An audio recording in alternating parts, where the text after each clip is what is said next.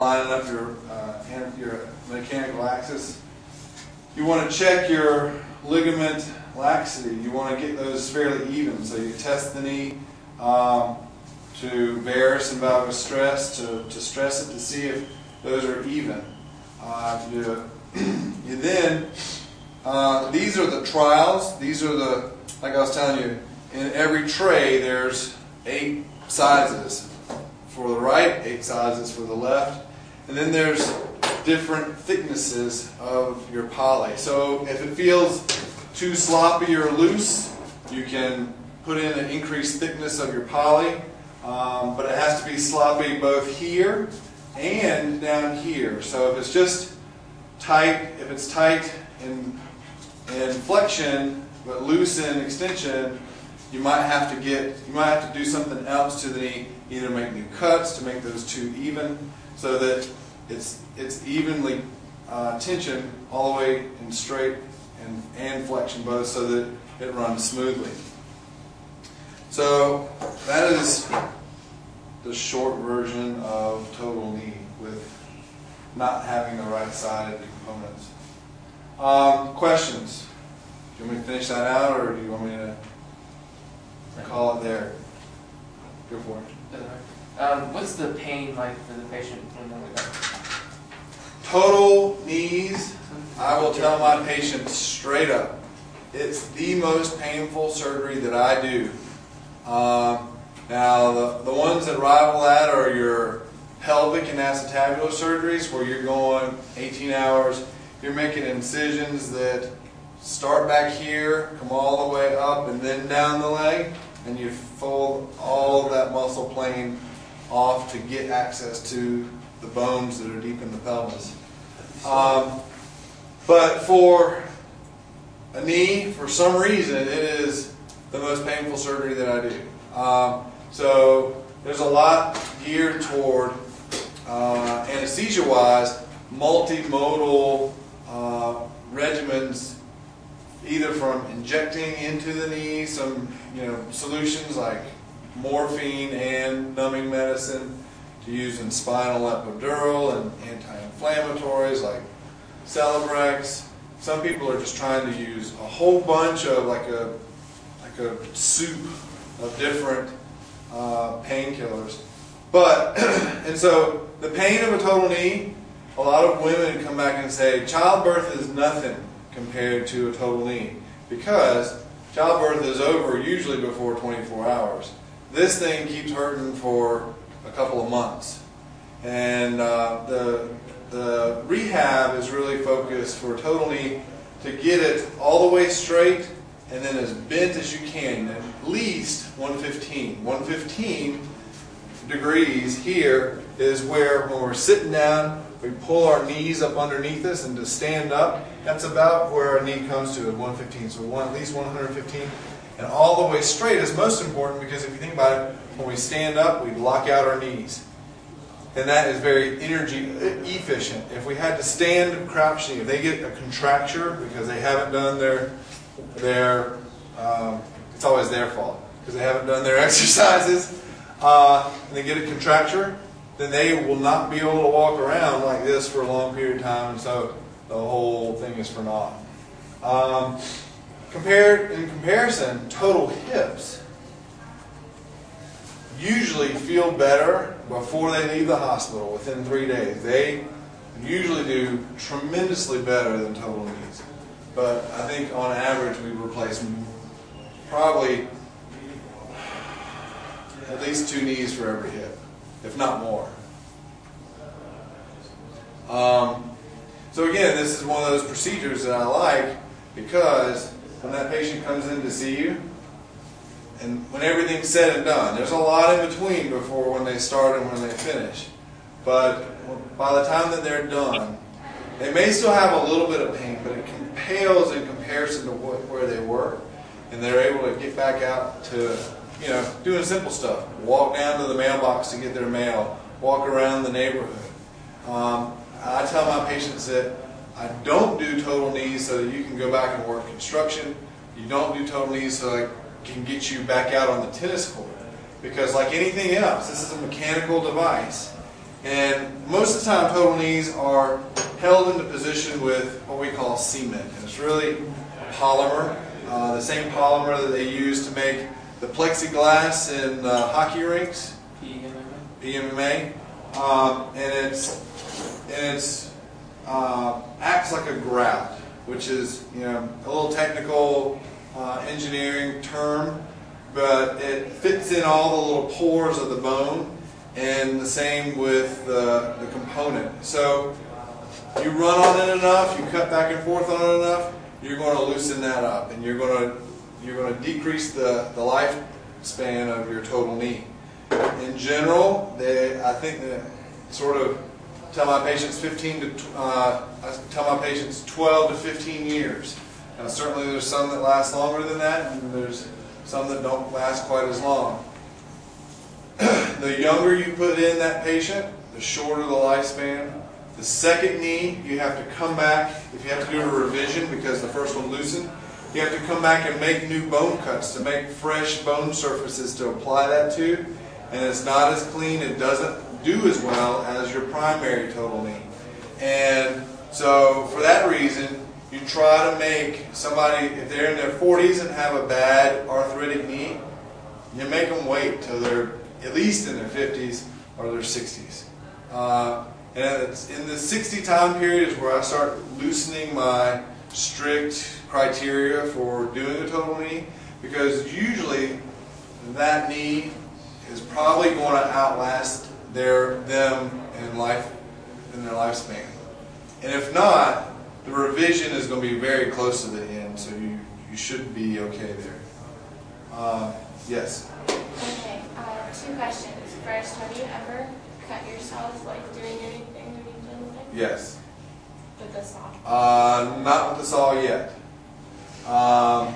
But every surgeon has stuck themselves with a needle.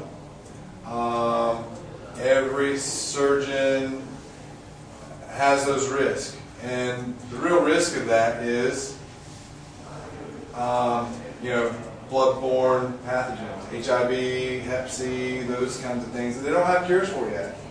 And but in general, the risk of getting transmission through double gloves, I don't think there's been with a contaminated solid needle through double gloving, there's not been a documented case of that.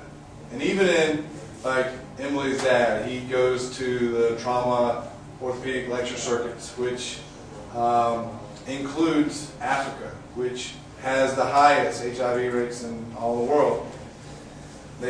Every time they have this conference, they ask them to raise their hands. Who's been stuck with a needle? Who's got a documented case of HIV conversion? And the 1 or 2 that raise their hand for the conversion have other risk factors, such as sexual contacts or what have you. So there's not been a true documented case of a needle stick conversion HIV.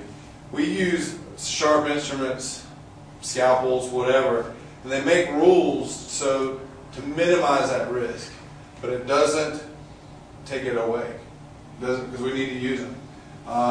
In residency, somebody,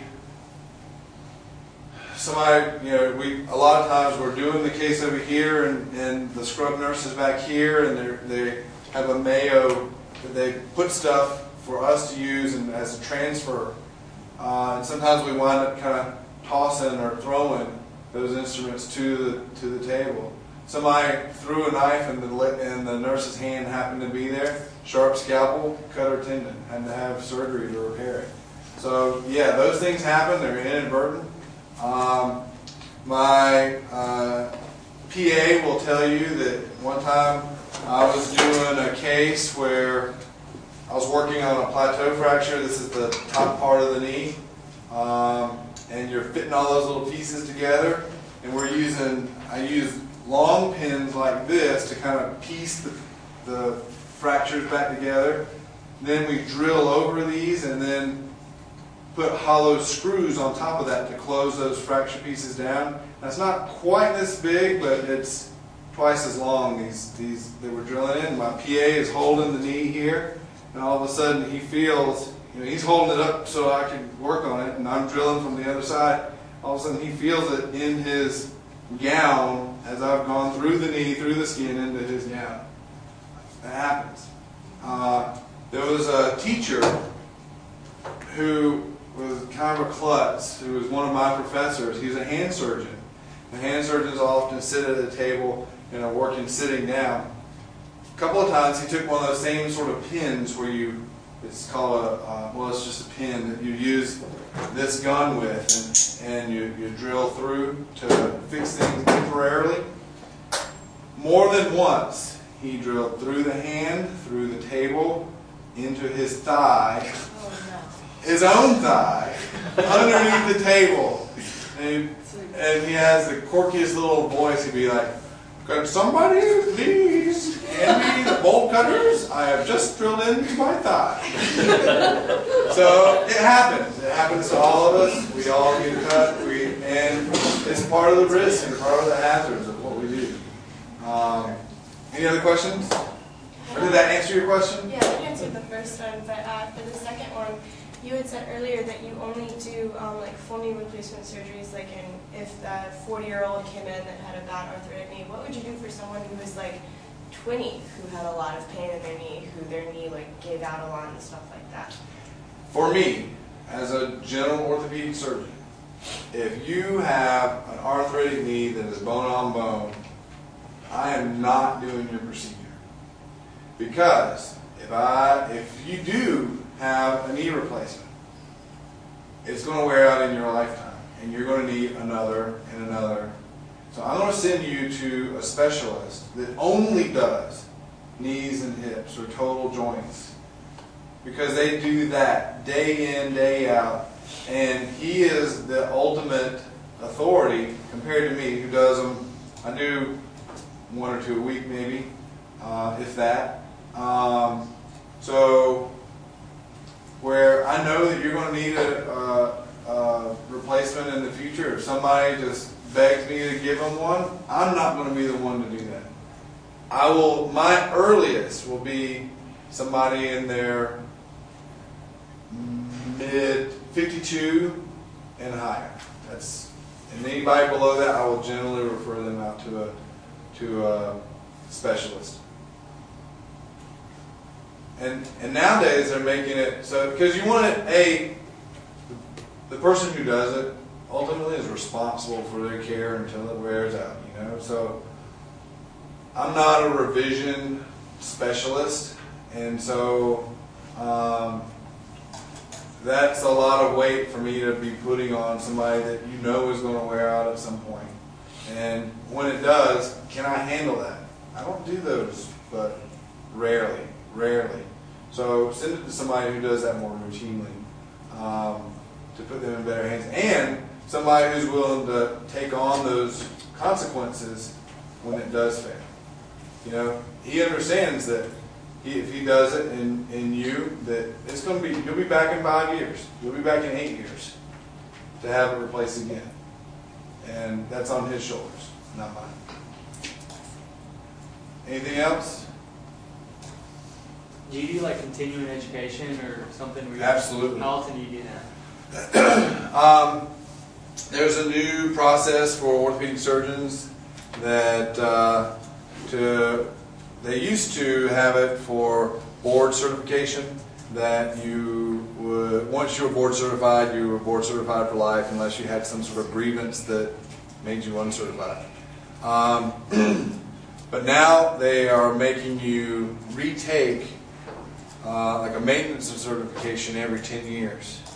And in that 10-year block, they've broken it up into 3-year blocks that you have to get 120 hours of continuing medical education related to orthopedics for every 3 years. So it turns out to be,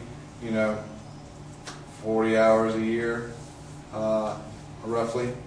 And 20 of those have to be certain exams that are scored and recorded.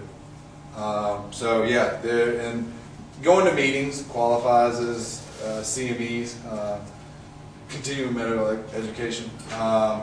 you know, taking courses or even just getting